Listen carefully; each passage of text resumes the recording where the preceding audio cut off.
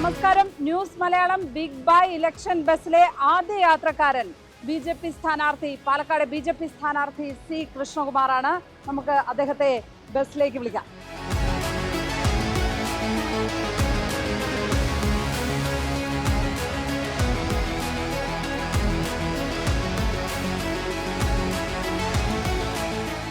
എങ്ങനെ പോകുന്നു പ്രചാരണം?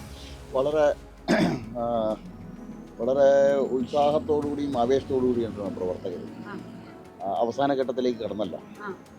അപ്പോൾ ഓരോ ദിവസം കഴിയുന്നതോറും വളരെ ഉത്സാഹത്തിലാണ് പ്രവർത്തകർ. കാരണം അവർ ആത്മവിശ്വാസം വർദ്ധിക്കുക.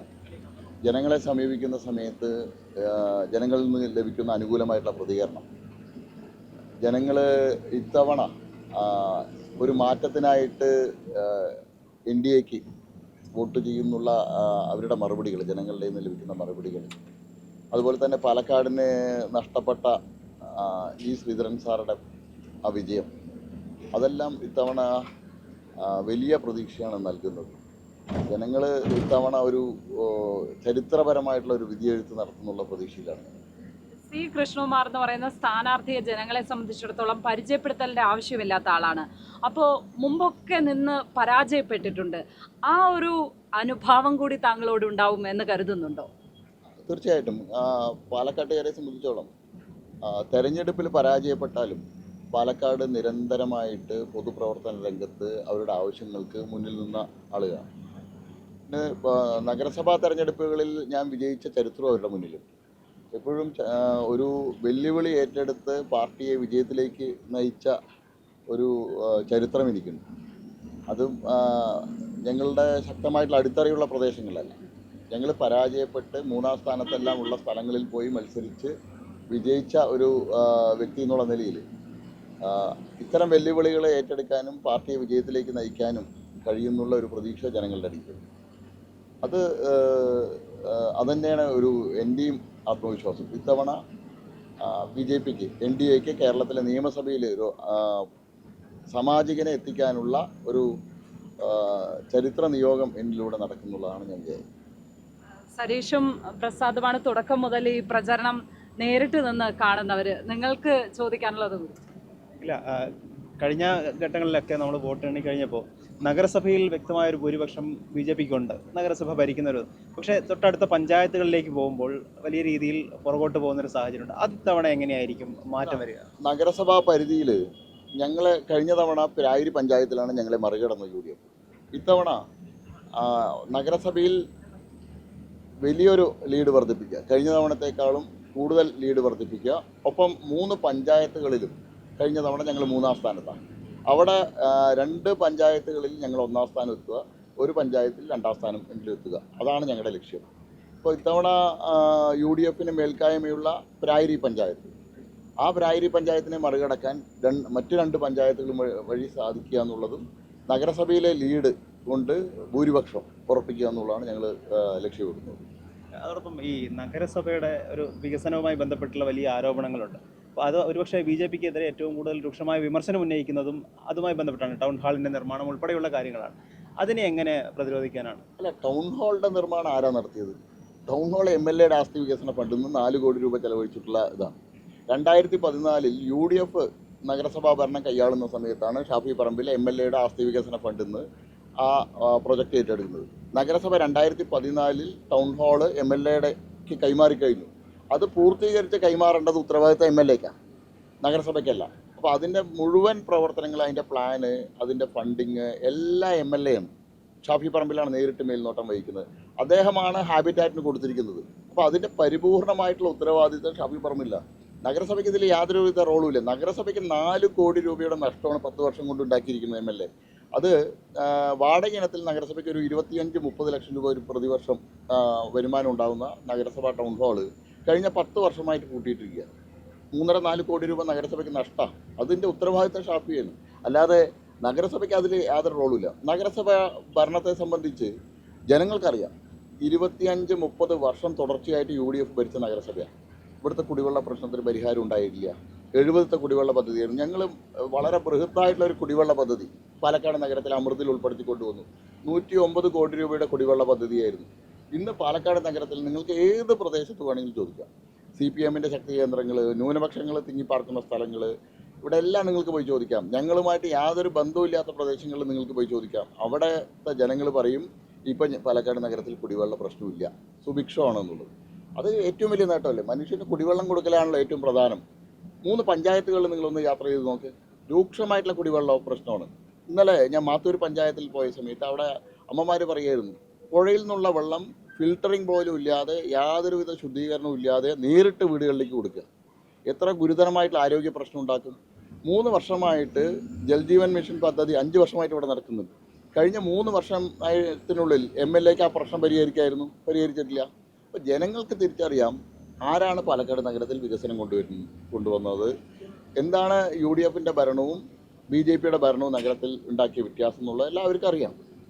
എനിക്ക് ചോദിക്കാനുള്ളത്, ഇപ്പം നമ്മൾ പല സ്ഥലങ്ങളിൽ ഇതിനകത്ത് നിങ്ങൾ പല സ്ഥലത്തും പോയിട്ടുണ്ടാവും. അപ്പോൾ ഒരു ആത്മവിശ്വാസം നൽകുന്ന ഒരു ഘടകങ്ങൾ ഉണ്ടാവുമല്ലോ. ഇപ്പോൾ നമ്മൾ BJP കുറേ തവണ മത്സരിച്ചതാണ്. അപ്പോൾ എന്തായാലും നമ്മൾ കാണുമ്പോഴെല്ലാം വലിയ ആത്മവിശ്വാസം പങ്കുവെക്കുന്നുണ്ട്. അപ്പം ജനങ്ങളിൽ നിന്ന് ഇത്തവണ എൻ്റെ ഒപ്പം ഉണ്ട് എന്ന് തോന്നുന്ന ഒരു നിമിഷം എന്തായിരുന്നു? അല്ല, എനിക്ക് ജനങ്ങളെ സമീപിക്കുന്ന സമയത്ത് ഒരു സ്ഥാനാർത്ഥി എന്നുള്ള രീതിയിലല്ല അവരെന്നെ സ്വീകരിക്കുന്നത്. അവരുടെ ഒരു കുടുംബത്തിലെ ഒരു അംഗം പോലെയാണ്. എനിക്കൊരു സ്ഥാനാർത്ഥി എന്നുള്ള രീതിയിലുള്ള പരിചയപ്പെടുത്തേണ്ട ആവശ്യമില്ല. കൃഷ്ണകുമാറെ അല്ലെങ്കിൽ കൃഷ്ണകുമാരേട്ട എന്ന് വിളിച്ച് എന്നെ അഭിസംബോധന ചെയ്യുന്ന ആളുകളാണ്.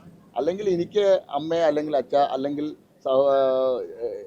ഏട്ട എന്ന് പറഞ്ഞ് വിളിക്കാൻ പറ്റുന്ന രീതിയിലേക്ക്, അല്ലെങ്കിൽ ചേച്ചി പറഞ്ഞ് വിളിക്കാൻ പറ്റുന്ന രീതിയിലാണ് പാലക്കാട്ടെ വോട്ടർമാരുമായിട്ടുള്ള ബന്ധം. അതാണ് എനിക്ക് ആത്മവിശ്വാസം പകരുന്നത്. ഇത്തവണ നീ ജയിക്കും, അല്ലെങ്കിൽ ഇത്തവണ ചേട്ടൻ ജയിക്കും എന്ന് പറയുന്ന ആളുകളാണ്. അതൊപ്പം ഉണ്ടാകുന്ന തോന്നലുണ്ട് അല്ലേ? തീർച്ചയായിട്ടും. കാരണം എനിക്ക് അവരുടെ ഇത്രയും കാലമായിട്ടുള്ള അവരുമായിട്ടുള്ള വ്യക്തിപരമായിട്ടുള്ള അടുപ്പത്തിൽ അവരുടെ പ്രതികരണത്തിൽ നിന്ന് എനിക്ക് ആത്മവിശ്വാസം വർദ്ധിക്കുക. ഈ പലപ്പോഴും സംഭവിക്കുമ്പോൾ BJP ജയിക്കുന്ന ഒരു ഘട്ടം വരുമ്പം ഒരു വോട്ടുകളുടെ ഒരു കൺസോൾട്ടേഷൻ UDF-ന് അനുകൂലമായിട്ട് ഉണ്ടാവാറുണ്ട്. അപ്പം അതിനെയും കൂടി മറികടക്കാൻ കഴിയും തോന്നുന്നുണ്ടോ? അത് ഇത്തവണ ഉണ്ടാവാൻ സാധ്യതയുണ്ടല്ലോ. അല്ല, ന്യൂനപക്ഷ വിഭാഗങ്ങൾക്ക് കൃഷ്ണകുമാറിനെ അറിയാം, പാലക്കാട് നിയോജക മണ്ഡലത്തിലെ BJP-യെ സംബന്ധിച്ചും അറിയാം. അവർക്ക് കഴിഞ്ഞ 15 മുതൽ പാലക്കാട് നഗരത്തിൽ ഭാരതീയ ജനതാ പാർട്ടിയുടെ ഭരണമുണ്ട്. ഞാൻ പാലക്കാട് നഗരസഭയുടെ വൈസ് ചെയർമാനായിരുന്നു. പാലക്കാട് നഗരത്തിൽ പ്രധാനമന്ത്രി ആവാസ് യോജന പദ്ധതിയിൽ കഴിഞ്ഞ 8 വർഷത്തിനിടയിൽ ഏറ്റവും കൂടുതൽ വീട് നൽകിയിട്ടുള്ളത് ന്യൂനപക്ഷ വിഭാഗങ്ങൾക്കാണ്. ഞങ്ങൾ ജാതിയുടെയോ മതത്തിൻ്റെയോ രാഷ്ട്രീയത്തിൻ്റെ പേരിൽ ഒരു ആനുകൂല്യവും പാലക്കാട് നഗരത്തിൽ ഒരാൾക്ക് നിഷേധിച്ചില്ല. അത് അവർക്കറിയാം. അതന്നെയാണ് ധൈര്യം. ധൈര്യം. നമുക്ക് ഈ നമ്മളോടൊപ്പം ലക്ഷ്മി, ഇപ്പം ഇവരെ മുഴുവൻ സമയം ഒപ്പം നിൽക്കുന്ന പ്രവർത്തകരാണ്. നമുക്ക് അവരോട് കൂടി ചോദിക്കാം. അപ്പൊ ഈ കൃഷ്ണകുമാരേട്ടൻ പറഞ്ഞ തന്നെയാണ് ഇവർക്ക് പറയാനുള്ളത് നോക്കുന്നത്. അപ്പൊ നിങ്ങൾ കുറെ കാലമായിട്ട് കൃഷ്ണകുമാരേട്ടൻ മത്സരിക്കുന്നതാണല്ലോ, അപ്പൊ പ്രവർത്തനത്തിൽ പങ്കെടുക്കുന്നതാണ്. അപ്പൊ നിങ്ങൾക്ക് തോന്നുന്ന ഒരു കോൺഫിഡൻസ് എന്താ? സ്ഥാനാർത്ഥിയുടെ അതേ കോൺഫിഡൻസ്, അതേ വേവ് ലെങ്ത് നിങ്ങൾക്ക് കിട്ടുന്നുണ്ടോ? തീർച്ചയായും വലിയൊരു ഉത്സവ അന്തരീക്ഷമാണ് ഞങ്ങളുടെ പ്രവർത്തകരുടെ മനസ്സിൽ, ജനങ്ങളുടെ മനസ്സിൽ. ഈ തെരഞ്ഞെടുപ്പ് ഒരു തെറ്റ് തിരുത്താനുള്ള ഒരു അവസരമായിട്ടാണ് പാലക്കാട്ടുകാർ കാണുന്നത്. കാരണം പാലക്കാട്ടുകാർ 2021 വിധി എഴുതിയത് BJP-ക്ക് അനുകൂലമായിട്ടായിരുന്നു. ശ്രീധരൻ സാർ വരണം, രാഷ്ട്രീയത്തിന് അതീതമായിട്ടുള്ള ഒരു വികസന മാതൃക കേരളത്തിൽ ഉണ്ടാകണമെന്ന് ആഗ്രഹിച്ച ഒരു ജനതയുണ്ട്. അവരെ വഞ്ചിക്കുന്ന ഒരു സമീപനമാണ് ഇടത് വലതു മുന്നണികൾ അവിശുദ്ധ കൂട്ടുകെട്ടിലൂടെ ഉണ്ടാക്കിയിട്ടുള്ളത്. അതിനൊരു പ്രതികാരം ചെയ്യാനുള്ള ഒരു അവസരമായിട്ടാണ് പാലക്കാട്ടുകാർ കാണുന്നത്. അത് ജനമനസ്സുകളിലുണ്ട്, അവർ പറയുന്നുണ്ട്, പരസ്യമായിട്ട് പറയുന്നുണ്ട്. അത് വിധിയെഴുത്തിലും പ്രതിഫലിക്കുമെന്ന കാര്യത്തിൽ സംശയമൊന്നുമില്ല. നിങ്ങളോട് രണ്ടുപേരോട് ചോദിക്കാനുള്ള ചോദ്യം, ഇപ്പം സ്ഥാനാർത്ഥി വോട്ട് ചോദിക്കാൻ ആളുകളിലേക്ക് ഇറങ്ങുമ്പോൾ നിങ്ങൾ മാറി നിൽക്കുന്ന ആളുകളായിരിക്കും. അപ്പോൾ ആ സമയത്ത് തൊട്ടടുത്തുള്ള ആളുകളുടെ ഒരു കമ്മ്യൂണിക്കേഷൻ നിങ്ങൾക്ക് കേൾക്കാൻ പറ്റും. അതെന്താണ്? അതായത് ഇപ്പോഴത്തെ ഞാൻ പറഞ്ഞില്ലേ, ഒരു മാറ്റം എല്ലാവരിലും പ്രതീക്ഷിക്കുന്നുണ്ട്. ആ മാറ്റത്തിൻ്റെ കാരണം തന്നെ ഞാൻ പറയാം, ഈ രണ്ട് മുന്നണികളും ഇവിടെ ചെയ്തിട്ടുള്ള കാര്യം ഒരു വികസനം പോലും നടത്തിയിട്ടില്ല. അപ്പോൾ അതിൻ്റെ ഇതിൽ കൃഷ്ണകുമാർജി വന്നു കഴിഞ്ഞാൽ കൃഷ്ണകുമാർജിയുടെ വൈസ് ചെയർമാൻ എന്ന നിലയിലുള്ള വികസനം അവർ ഉറ്റുനോക്കുന്നുണ്ട്. അതിൻ്റെ ഡെഫിനറ്റായിട്ട് ഇവിടെ വികസനം വരുമെന്നും ഡെഫിനറ്റായിട്ടും കൃഷ്ണകുമാർജി ഇവിടെ ജയിക്കുമെന്നും എല്ലാവരും പറയുന്നുണ്ട്. എന്താണ് മുഴുവൻ സമയം ഒപ്പം നടക്കുന്ന ഒരാളാണല്ലോ. ജനങ്ങൾ ആഗ്രഹിക്കുന്ന കൃഷ്ണകുമാർജിയെ തിരഞ്ഞെടുക്കപ്പെടുന്നതാണ്. നിങ്ങളുടെ ആഗ്രഹം ജനം ഏറ്റെടുത്തിട്ടുണ്ടോ എന്നാണ് നമ്മുടെ ചോദ്യം. തീർച്ചയായിട്ടും 100% ഉണ്ട്. അതെ, തീർച്ചയായിട്ടും. അതാണ് നമുക്ക് ഇനി അവസാനിപ്പിക്കാൻ തോന്നുന്നു. അതെ അതെ. ഈ ഇതുവരെയുള്ള ഉണ്ടായ ഈ തിരഞ്ഞെടുപ്പ് പ്രഖ്യാപിച്ചതിന് ശേഷമുണ്ടായ പൊളിറ്റിക്കൽ വിവാദങ്ങളും പ്രചരണങ്ങളും ഒക്കെ ഉണ്ട്. അതിനകത്ത് BJP-ക്ക് മേൽക്കൈ നേടാൻ പറ്റുന്ന വിഷയം എന്താണ് തോന്നുന്നത്? അതല്ലെങ്കിൽ ഫീൽഡിൽ കൂടുതൽ ചർച്ച ചെയ്യാൻ BJP ആഗ്രഹിക്കുന്നത് എന്താണ് ഈ അവസാന ദിവസങ്ങളിലേക്ക് പോകും? അല്ല, ഞങ്ങൾ ചർച്ച ചെയ്യാൻ ഇഷ്ടപ്പെടുന്നത് പാലക്കാടത്തെ വോട്ടർമാരുടെ അടിസ്ഥാനപരമായിട്ടുള്ള ആവശ്യങ്ങളാണ്. ഒന്ന്, നെൽകർഷകരുടെ വിഷയം ഞങ്ങൾ തുടക്കം മുതൽ പറയണതാണ്. ഞങ്ങൾ ട്രാക്ടർ റാലി പ്രഖ്യാപിച്ചു, ട്രാക്ടർ റാലി നിശ്ചയിച്ചു. അതേ ദിവസം UDF അത് ഫോളോ ചെയ്യേണ്ടി വന്നു. UDF ഒരു ട്രാക്ടർ റാലിയുമായിട്ട് മുന്നോട്ട് വരേണ്ടി വന്നു. ഇന്നലെ ഞാൻ മാത്തൂർ പഞ്ചായത്തിൽ കർഷകരുടെ വീടുകളിൽ പോകുന്ന സമയത്ത് പറയുന്നത്, നിങ്ങളുടെ ട്രാക്ടർ റാലി കഴിഞ്ഞു, സപ്ലൈകോവിൻ്റെ ഉദ്യോഗസ്ഥന്മാർ ഞങ്ങളുടെ വീടുകളിൽ വന്നു, നെല്ല് സംഭരിക്കാൻ ആരംഭിക്കാൻ പോവുകയാണ്.